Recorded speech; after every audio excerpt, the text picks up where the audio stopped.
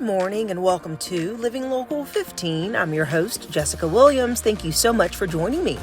First up, we are talking all things Cookin Fort Wayne, an event that's taking place on May 14th. This is an opportunity to taste some home-cooked meals from different people in the community. And then it's Money Monday with Foster Financial, and today we are discussing the highs and the lows, the spikes and the dips in the market, so you don't want to miss that. And a little bit later, the City Moms is here to show us baby safety products. That and more happening now.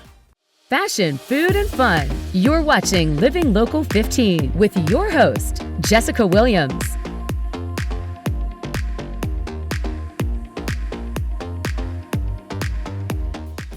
This segment sponsored by the Do It Best Foundation.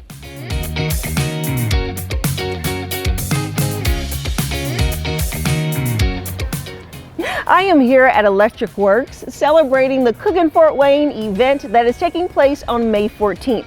Now, this is an opportunity to come out and enjoy food and cuisines from over 50 different chefs comprised of community leaders, local chefs, and also on-air personalities. And it all is for a good cause, celebrating Ronald McDonald House of Charities. So let's go upstairs to their test kitchen and learn all about the event.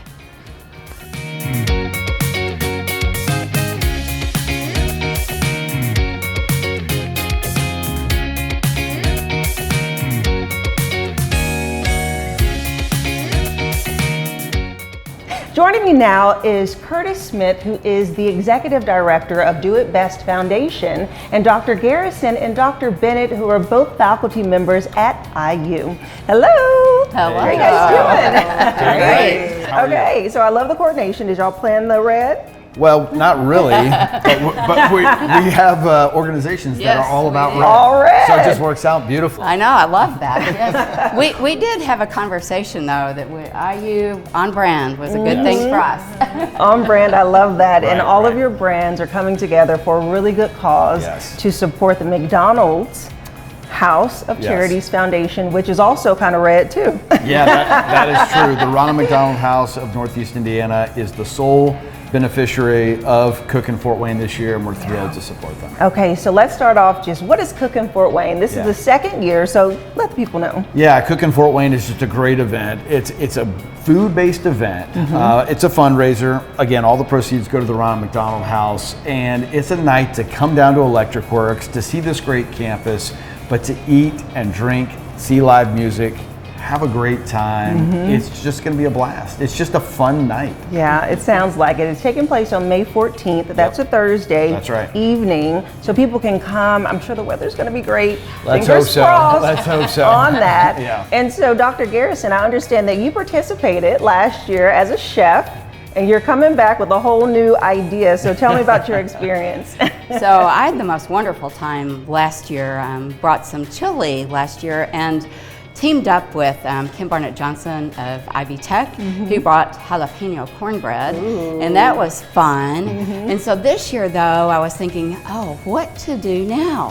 And it so happens that in December, we had a bake-off with our holiday party, and Dr. Bennett brought the most delicious gluten-free snickerdoodles, and we all fell in love with them, and she did win the prize. Oh, we had a champion in the house. So I thought that was a natural. I love that. Okay, and this is what we see here. They look ooey gooey and so delicious. Snickerdoodle, made in a healthier way. Okay, so tell me a little bit about this recipe and what made you come up with this. Okay, so I know so many people, family and friends, who are gluten-free. So when they go to certain events or restaurants, there might not be an option available for them. So I've made this recipe both dairy-free, gluten-free, and also use almond flour, so that increases the protein content of it, no refined sugars. So just wanting, I think that healthy can taste great when it's done the right way. I love that. So that type of uniqueness from these chefs over here is what people can experience throughout this entire event, right? Exactly, Jessica. Not just desserts. We're going to have appetizers and entrees and desserts and drinks, but it's chefs who have worked on this for years, who have a special recipe, who have something that they always make for their family and friends and everybody loves it. That's what they're bringing here. It's a chance to taste a wide range of delicious homemade food. I love that. And what makes it so cool is that everyone's not a professional chef per se. These are community leaders. Yes. These are people that you see, CEOs, possibly TV personalities, you know, nonprofit organizations that have a little special skill in the kitchen. That's right. We have Dirk Rowley from Channel 15 is going to be with us. We'll have firefighters and doctors and CEOs, and we will have from some restaurants actual chefs. But everybody is going to do their absolute best to knock your socks off. We're going to have a competition for Chef of the Year.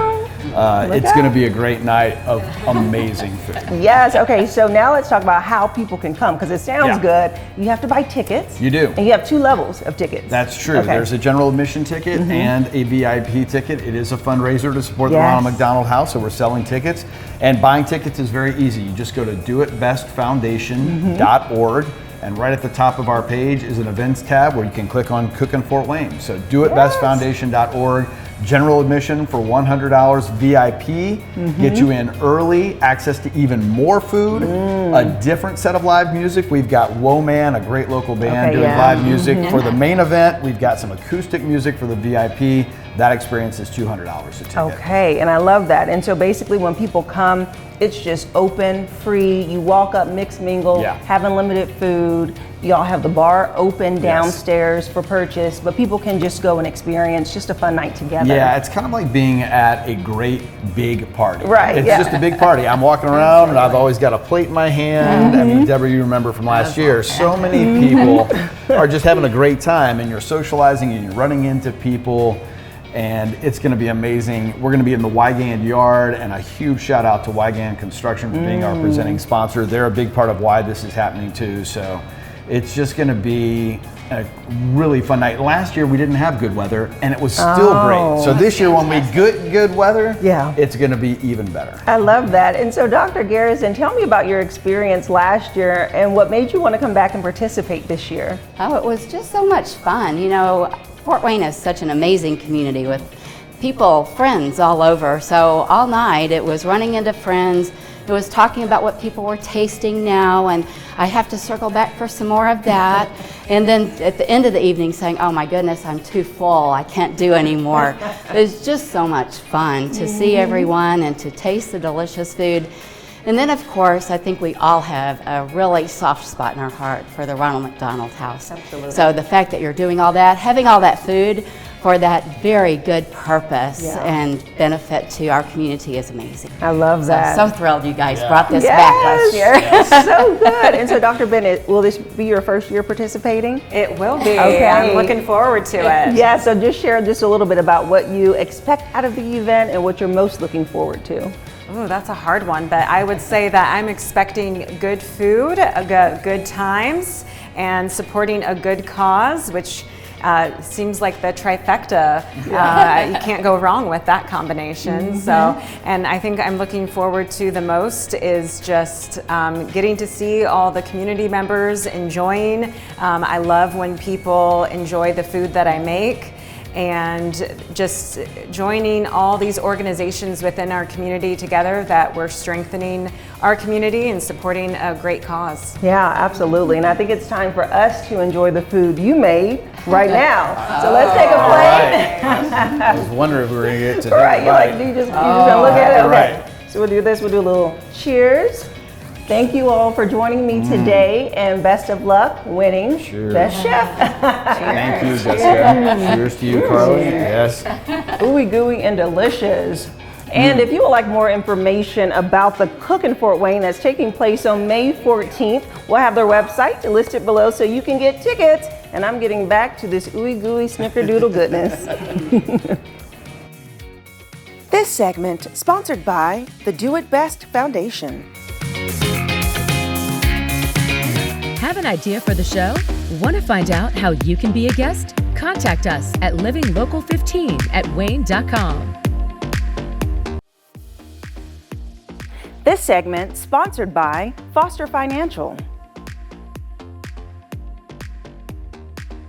Welcome back to another edition of Money Monday with Foster Financial, and Caleb Doan, their vice president, is here to share some really interesting information about the market. Hey there, Caleb. Hey. How are you? I'm doing well. How are you? Good. Okay. This market, as we have talked about, goes up and down. It changes every day. But right now, there are particular dips that are happening. So tell us, what is the temperature? Yeah. So, I mean, over the last couple of years, of course, we've seen some of these dips and spikes in the market. So it's been interesting in that, if we look back at 2025, everyone kind of remembers the first quarter of the year. People were talking about tariffs a lot in Washington. And so the stock market dropped a little bit, recovered, and then so far yet this year, there have been similar dips and spikes in the market too.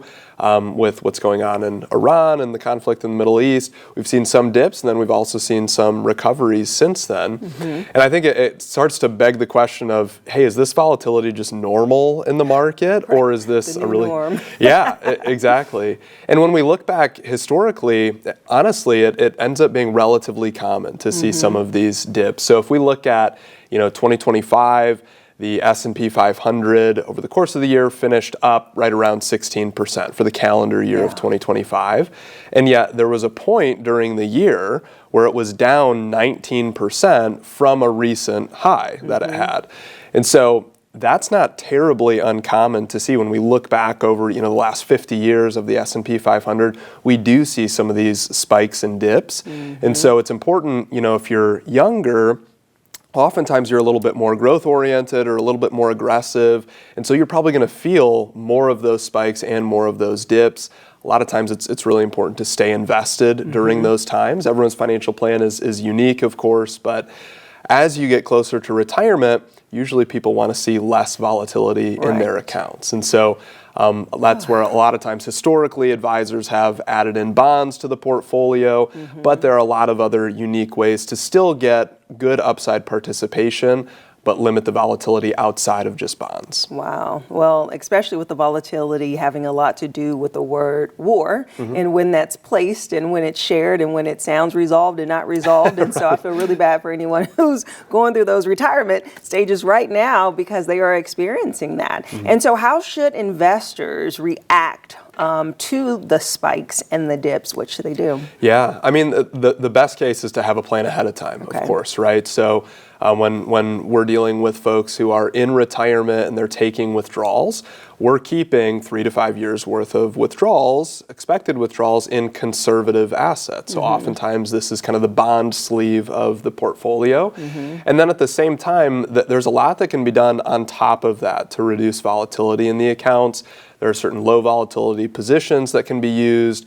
Oftentimes we might cycle in buffered funds into the portfolio that might reduce some of the downside exposure. It buffers out some of the downside and then gives you upside participation still.